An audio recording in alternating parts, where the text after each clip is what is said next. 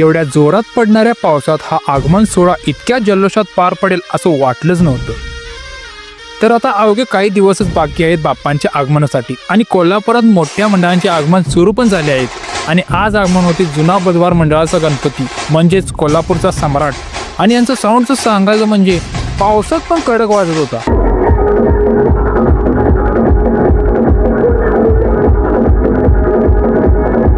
आणि माधवा रोडवर जेव्हा अघोरी नृत्य सुरू झालं तेव्हा अंगावर काटा आल्याशिवाय राहिलं नाही.